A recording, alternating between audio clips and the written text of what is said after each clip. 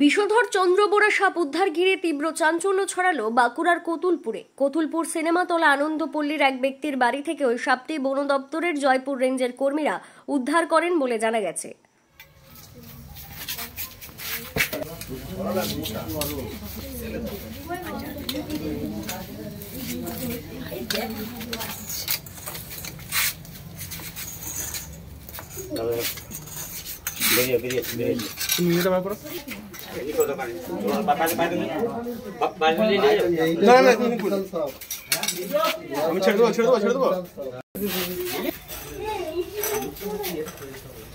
তুমি ইয়ে করো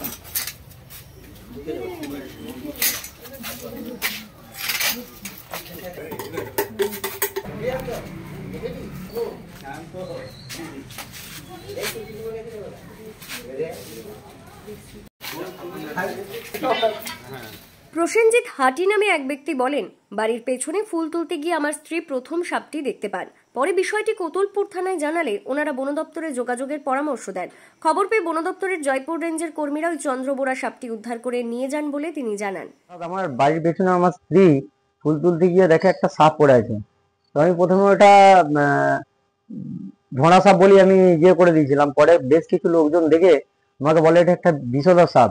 তো সাপের নাম বলতে পারেনি। কতুলপুর থানায় ফোন করি, থানা তৎপরতাতে এবং থানা যে আমাকে জয়পুর ফরেস্টের নাম্বার দেয় ওই নাম্বার থেকে আমি ফোন করি, করে জয়পুর ফরেস্টের আধিকারিকরা এসে সাপটিকে উদ্ধার করে। এবং ওই সাপটি সচরাচর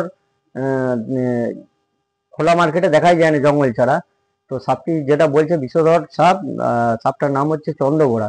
ঠিক আছে, সাপটার সাইজ অনেকটাই বড় এবং খুব মানে ওরা যেটা বললো যে খুব বিষধর সাপ, যখন মানুষকে একটা ইয়ে করতে পারে তো সঙ্গে সঙ্গে মারা যেতে পারে মানুষকে। হ্যাঁ, সাপটাকে শেষকালে উদ্ধার করে নিয়ে গেছে, জয়পুর ফরেস্ট থেকে লোক এসেছিল। আতঙ্ক তো যথেষ্ট পরিমাণে আতঙ্ক ছিলাম যে সাপটা 11টার পর থেকে একইভাবে একই জায়গায় পড়েছে।